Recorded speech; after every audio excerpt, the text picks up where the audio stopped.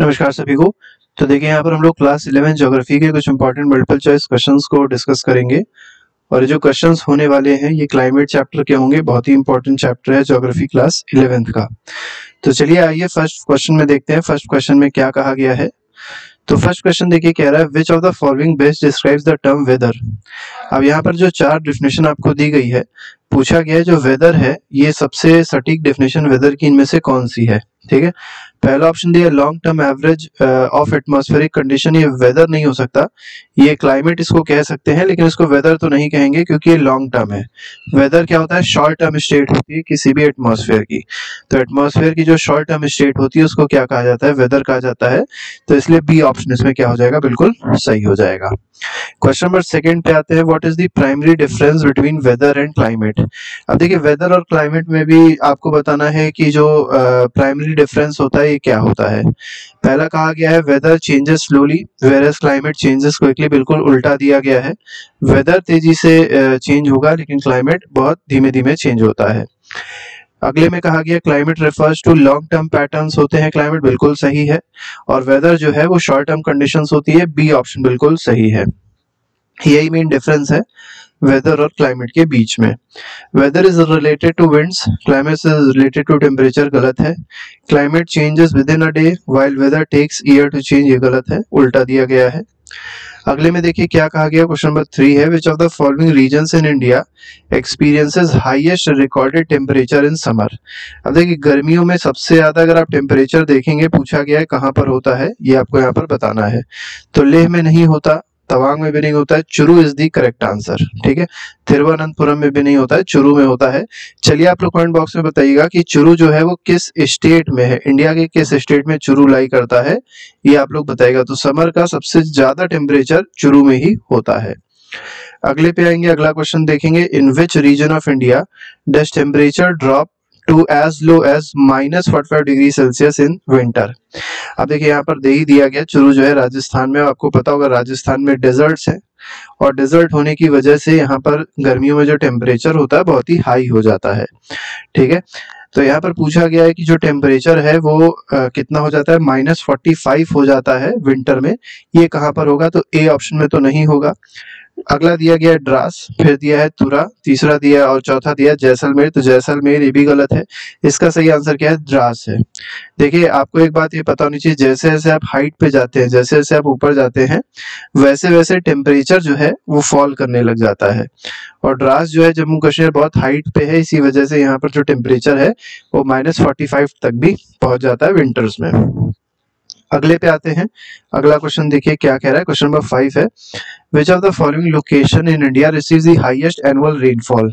अब देखिए annual rainfall जो है वो सबसे ज्यादा कहाँ पर होती है, ये आपको यहाँ पर बताना है। तो देखिए इनमें से अगर देखा जाए सबसे ज्यादा होती है चेरापूंजी में। चेरापूंजी कहाँ पर है, तो मेघालय में है। ठीक है, मेघालय में है, ये आपको पता ही होना चाहिए। लेकिन अगर मान लीजिए पूछा जाए सबसे ज्यादा, अगर एक और ऑप्शन होता, मानसराम ऑप्शन होता, ठीक है, मानसराम ऑप्शन होता तो ये ऑप्शन सही होता। पहले चेरापूंजी हाईएस्ट रिकॉर्ड था यहाँ पर, लेकिन अब क्या हो गया, रिकॉर्ड में मानसराम आ गया है। हालांकि दोनों है मेघालय में ही। और आपको पता होगा गारो खासी जयंतिया जो पहाड़ियां हैं उन्हीं में ही जो विंड्स हैं, मानसून विंड्स होती हैं, जाकर फंस जाती हैं, तो इसी वजह से बहुत ज्यादा यहाँ पर बरसात होती है। अगला क्वेश्चन देखेंगे, अगले क्वेश्चन में देखिए क्या कहा गया, क्वेश्चन नंबर 6 है। क्वेश्चन नंबर 6 में कहा गया the type of climate found in Kerala and Tamil Nadu can be classified as.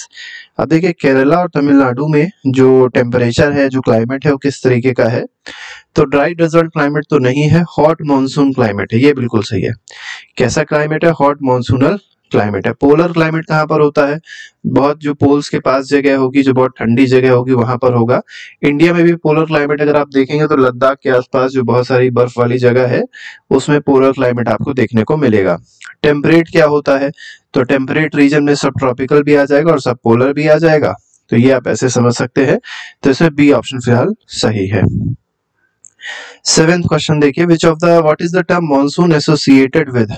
Monsoon क्या होता है, मेनली ये आपसे पूछा गया। तो मॉनसून क्या है, seasonal reversal of direction of winds. ठीक है, तो जैसे विंड्स है तो विंड्स का जो डायरेक्शन है उसमें सीजनल रिवर्सल होता है। आपको पता होगा अगर गर्मियों में आप देखेंगे तो क्या होता है कि ये जो साउथ वेस्ट की विंड्स आती हैं, एंटर करती हैं इंडिया में और फिर पूरी इस तरीके से पूरा पहुंचती है।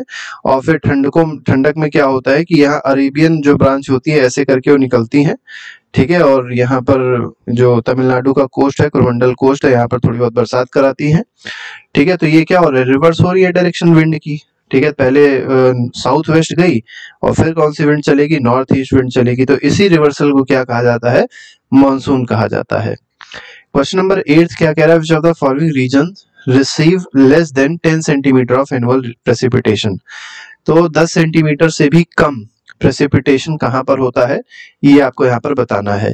तो देखिए गारो हिल्स, खासी हिल्स, जयंतिया हिल्स, यहाँ पे तो बहुत ज्यादा बरसात होती है। कोस्टल प्लेन्स ऑफ तमिलनाडु, यहाँ पर भी बरसात होती है, आपको बताया था। जो नॉर्थ ईस्ट विंड्स होती हैं, नॉर्थ ईस्ट मानसून होते हैं, ठीक है, या रिट्रीटिंग मानसून आप इसको कह सकते हैं। तो ये मेनली तमिलनाडु के कोस्ट पे बरसात कराते हैं, विंटर मानसून होती है यहाँ पर। ठीक है, अब यहाँ पर जो वेस्टर्न डेजर्ट्स है, अब जैसे डेजर्ट्स भी आप देखेंगे तो दो पार्ट्स में डिवाइडेड, एक वेस्ट में है और एक ईस्ट में है। ईस्ट में जो डेजर्ट्स हैं वहां पर 10 सेंटीमीटर से ज्यादा रेनफॉल होगी, लेकिन जैसे जैसे आप वेस्ट की तरफ जाते आएंगे तो रेनफॉल की वैल्यू कम होती चली आती है, प्रेसिपिटेशन कम होती चली आती है। तो यहाँ पर सी ऑप्शन बिल्कुल सही हो जाएगा। क्वेश्चन नंबर 9 में कहा गया, during which month does Coromandel coast, वही तमिलनाडु कोस्ट की बात हो रही है, जनरली रिमेन ड्राई। तो एक कब ड्राई रहता है ये आपको यहाँ पर बताना है। तो जून से सितंबर तक इंडिया पे कौन सी मानसून विंड्स का इफेक्ट रहता है, तो साउथ वेस्ट मानसून विंड्स का इफेक्ट रहता है मेनली। ठीक है, मानसून विंड्स का इफेक्ट रहता है। और क्योंकि ये जो रीजन है कोरोमंडल कोस्ट वाला, ये एक तरीके से ऐसा रीजन पड़ता है कि यहाँ पर साउथ मानसून विंड्स नहीं पहुंच पाती है। ठीक है, इस वजह से यहाँ पर ड्राई बना रहता है। तो यहाँ पर ए ऑप्शन सही हो जाएगा। क्वेश्चन नंबर 10 में कहा गया, which factor is not related to control of climate in India. अब इनमें से कौन सा ऐसा फैक्टर है जो क्लाइमेट को कंट्रोल नहीं कर रहा है इंडिया में। तो लोकेशन और रिलीफ तो कंट्रोल करता ही है, एयर प्रेशर एंड विंड्स तो बहुत ही ज्यादा इंपॉर्टेंट है, सीजनल स्नोफॉल भी इंपॉर्टेंट है। यहाँ पर ओशन करंट्स का कोई काम नहीं है। हालांकि अगर आप देखेंगे तो ओशन करंट्स में जो अल नीनो और ला लीना है, ये कहीं ना कहीं क्लाइमेट पे थोड़ा बहुत असर डालता ही है। लेकिन यहाँ पर जो सबसे सही आंसर होगा वो क्या हो जाएगा, सी ऑप्शन हो जाएगा। नेक्स्ट क्वेश्चन पे आएंगे, क्वेश्चन नंबर 11 है।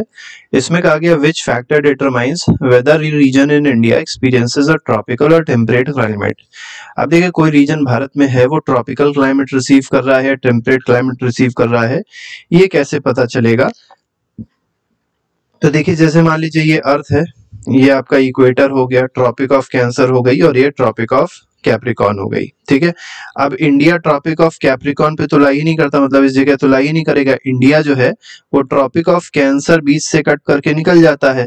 तो ऐसे समझ सकते हैं प्रॉक्सिमिटी टू हिमालयाज नहीं डिसाइड करेंगी कि ट्रॉपिकल टेम्परेचर होगा कि टेम्परेट होगा। अब जैसे यहाँ पर जो पोर्शन आपको दिखाई पड़ रहा है जो ट्रॉपिक ऑफ कैंसर के नीचे आ रहा है, यहाँ पर जो क्लाइमेट होगा वो ट्रॉपिकल क्लाइमेट होगा। ठीक है, और जो रीजन, मतलब जनरली बात हो रही है इसकी, अब कहीं पे हिल्स हैं तो वहां पर टेम्परेट हो जाएगा हाइट की वजह से, और जो रीजन ट्रॉपिक ऑफ कैंसर के ऊपर होगा वहां पर कैसा क्लाइमेट होगा, टेम्परेट क्लाइमेट होगा।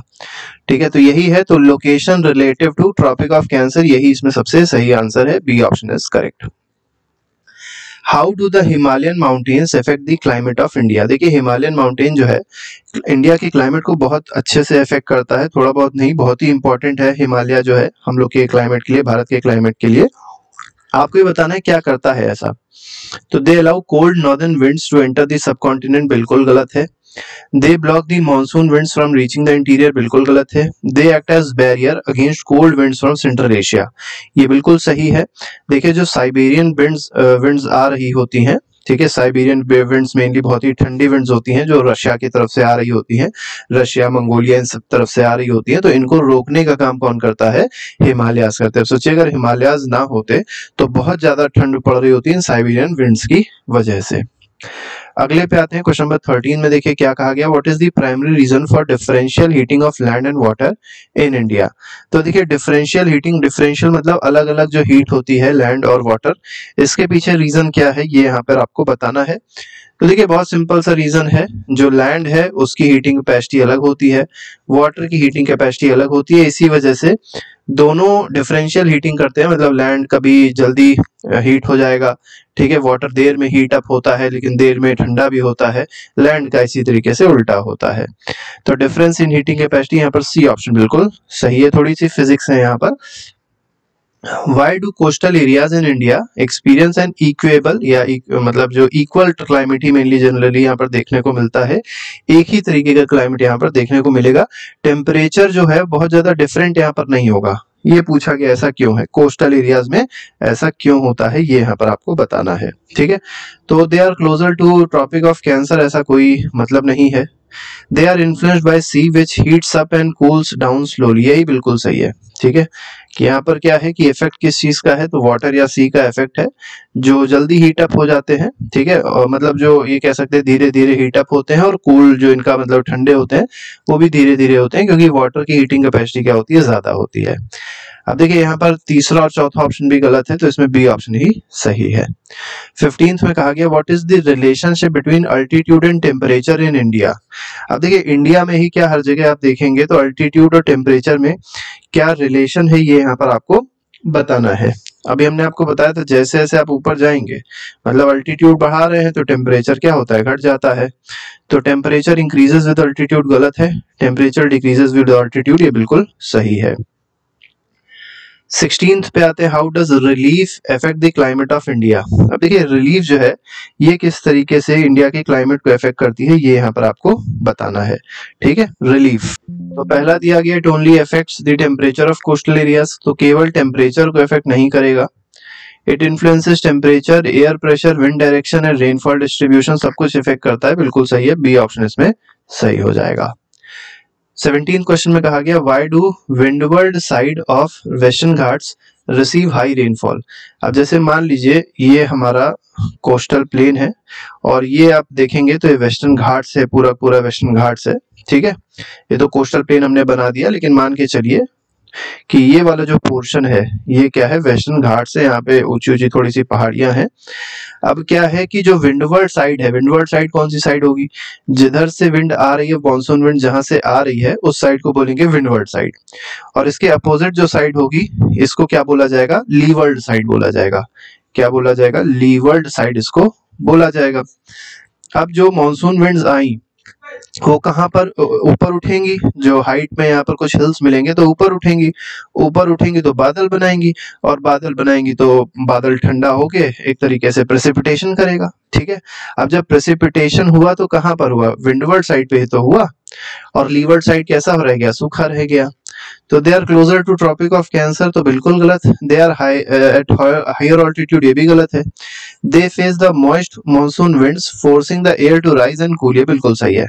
अब जब एयर राइज करेगी, कूल होगी, तो बादल बनेंगे, बादल बनेंगे तो प्रेसिपिटेशन हो जाएगा।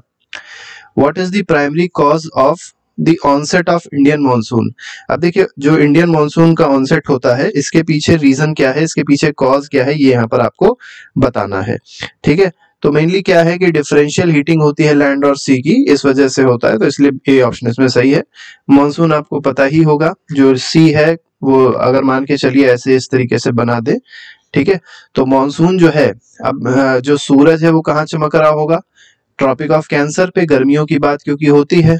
ठीक है, गर्मियों में ही तो आप अगर देखेंगे तो मॉनसून विंड चलती हैं। ठीक है, तो मेनली जो ये वाली विंड्स है, साउथ वेस्ट विंड्स है, मॉनसून विंड्स है, वो गर्मियों में चलती हैं। क्यों, क्योंकि ट्रॉपिक ऑफ कैंसर पे सूरज चमक रहा है, तो यहाँ पर पूरे में लैंड पे क्या हो गई, टेम्परेचर बढ़ गया, टेम्परेचर बढ़ गया तो प्रेशर कम हो गया, और इसी तरीके से जो सी होगी, सी में सूरज चमक नहीं रहा है तो यहाँ पर टेम्परेचर कम है तो प्रेशर क्या है, ज्यादा है। प्रेशर ज्यादा है, यहाँ पर प्रेशर कम है, तो प्रेशर डिफरेंस की वजह से विंड्स ऐसे करके मूव करेंगी। ठीक है, तो यही आपको समझना है। तो differential heating of land and sea, इसीलिए इसका आंसर बिल्कुल सही है। 19 में कहा गया when does south west monsoon usually set over in Kerala coast. अब देखिए साउथ वेस्ट मानसून जो है वो केरला कोस्ट में कब सेट होता है, कब आता है, ये मेनली आपको यहाँ पर बताना है, तो 1 जून इसमें सही हो जाएगा। Which of the following is responsible for burst of monsoon in India? अब देखिए मानसून जो बर्स्ट होता है उसके पीछे कौन सा रीजन है, ये यहाँ पर आपको बताना है। तो ईस्टर्ली जेट स्ट्रीम जो है, ठीक है, ईस्टर्ली जेट स्ट्रीम याद रखिएगा, इसकी वजह से मानसून बर्स्ट होता है, ये यहाँ पर आपको याद रखना है। बी ऑप्शन इसमें बिल्कुल सही है, डायरेक्ट पूछा जाता है क्वेश्चन, बहुत इंपॉर्टेंट है। What are the 2 main rain bearing systems in India? ठीक है, तो जो मेन रेन बियरिंग जिसकी वजह से भारत में सबसे ज्यादा रेन होती है वो कौन कौन से 2 सिस्टम्स हैं, ये आपको यहाँ पर बताना है।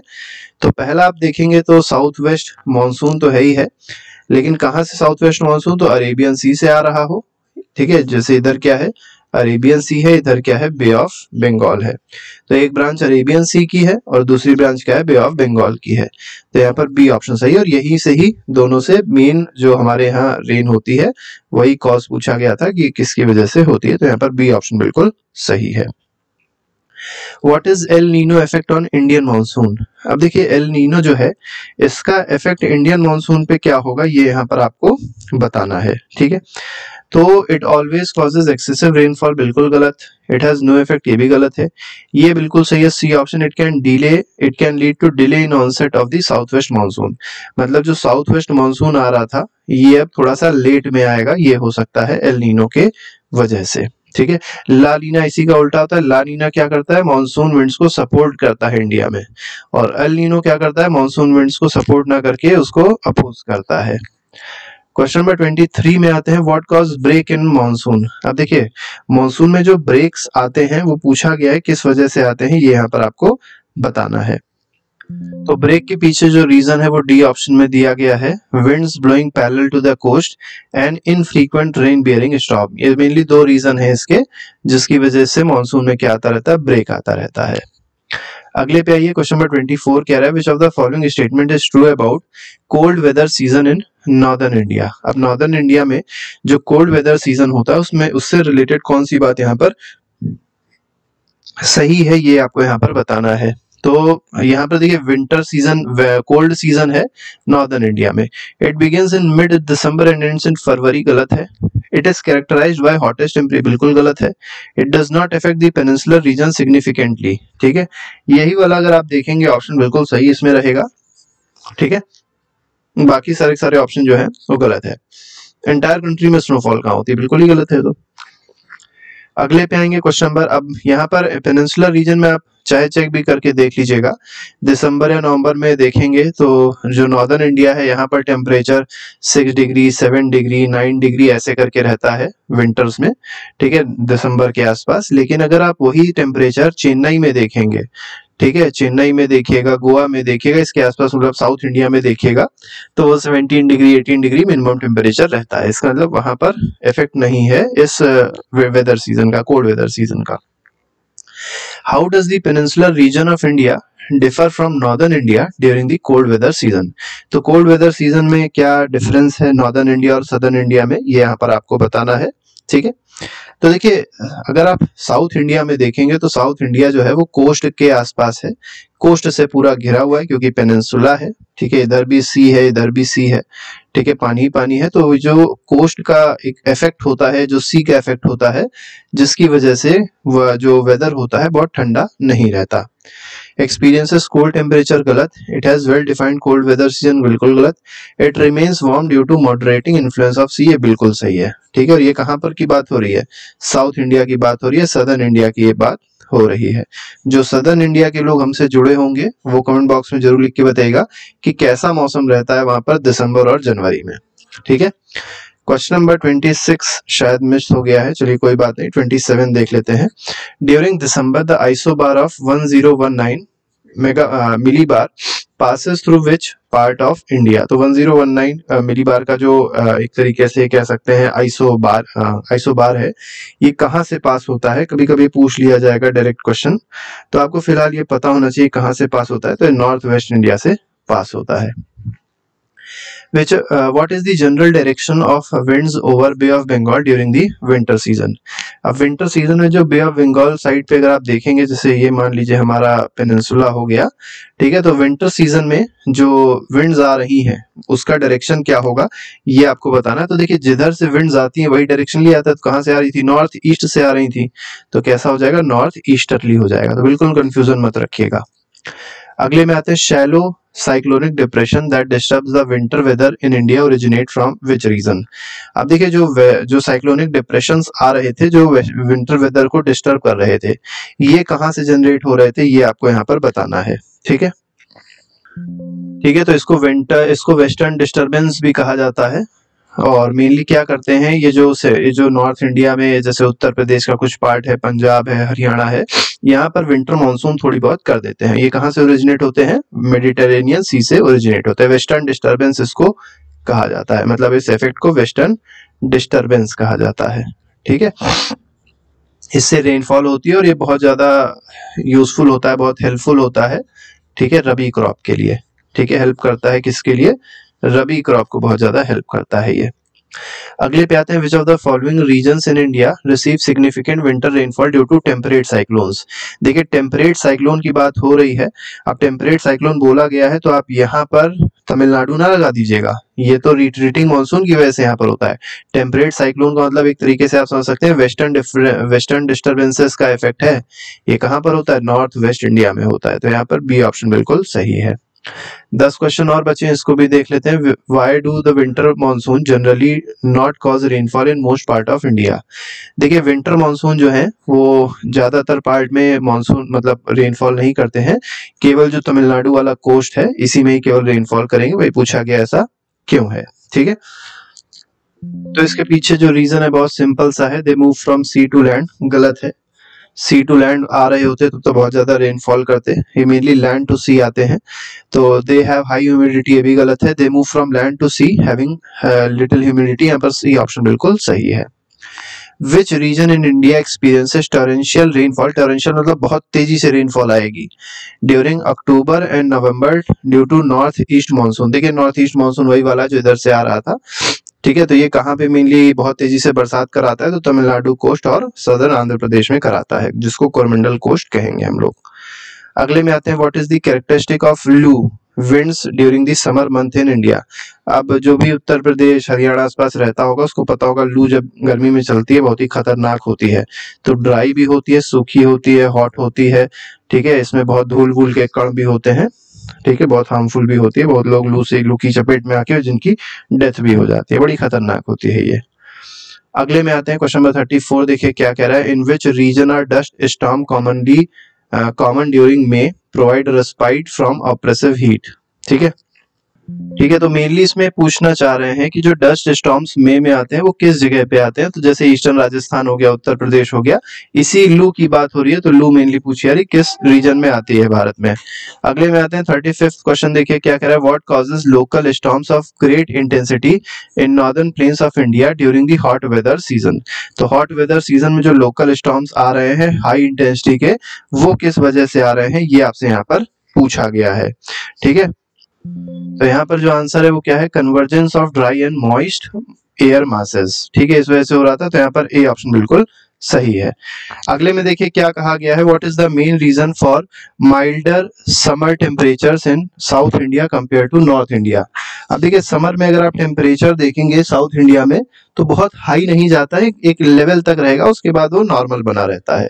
उसके पीछे रीजन पूछा गया तो हिमालय से प्रॉक्सिमिटी है, तो बिल्कुल ही गलत है। Influence of north east monsoon अगर देखा जाए तो ये भी यहाँ पर ठीक नहीं माना जाएगा। ठीक है, मॉडरेटिंग इफेक्ट ऑफ ओशन ये बिल्कुल सही है क्योंकि ओशन के पास में है। ठीक है, अब ओशन के पास में है तो क्या होगा? इफेक्ट ऑफ सी रहेगा, वाटर रहेगा, ओशन रहेगा, इस वजह से यहाँ पर क्या रहता है? समर का टेम्परेचर बहुत हाई नहीं जाता है। 37th देखेंगे क्वेश्चन, देखिए क्या कह रहा है। National Indian calendar correspond to the month of March in April. अब देखिए इंडिया का जो कैलेंडर है, ठीक है, ये मार्च मतलब हिंदी कैलेंडर की मेनली बात हो रही है या हिंदू कैलेंडर की बात हो रही है। ठीक है, तो मार्च और अप्रैल मंथ को क्या कहा जाता है ये यहाँ पर आपको बताना है। तो इसको बसंत कहते हैं। ठीक है, वसंत कहें या बसंत कहें एक ही बात है। 38 में कहा गया season of Sharad in Indian traditional calendar occurs during which month. तो शरद जो है वो किस मंथ में आता है, किस मंथ को शरद कहा जाता है? तो ये सितंबर अक्टूबर मंथ को शरद कहते हैं।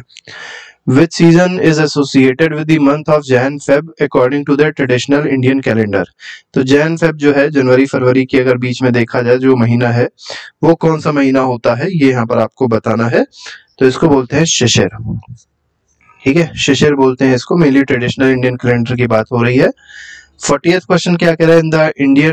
in the traditional Indian calendar which season is marked by month of May and June? मई और जून का जो महीना है उसको क्या कहा जाएगा, ये यहाँ पर आपको बताना है। ठीक है, इसको कहेंगे हम लोग ग्रीष्म। ठीक है, ग्रीष्म आपको पता होगा, गर्मियों को ही ग्रीष्म भी कहा जाता है। लास्ट क्वेश्चन है, 40 क्वेश्चन थे तो एक क्वेश्चन छूट गया था, वही यहाँ पर क्वेश्चन लगा दिया गया है। Which of the following season in Indian traditional calendar occur during July August?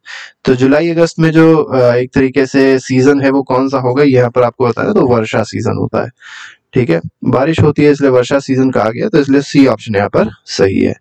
तो इस तरीके से 40 एमसीक्यूज थे जो कहीं ना कहीं पूरे चैप्टर को कवर अप कर लेते हैं। इसके अलावा और अलग अलग टॉपिक्स के एमसीक्यूज हम लोग ने बनाए हैं जो प्लेलिस्ट में लगे हैं, उसको आप जाके देख सकते हो, अपना रिविजन अच्छे से कर सकते हैं। अभी के फिलहाल नहीं। Thank you very much, goodbye, जय हिंद।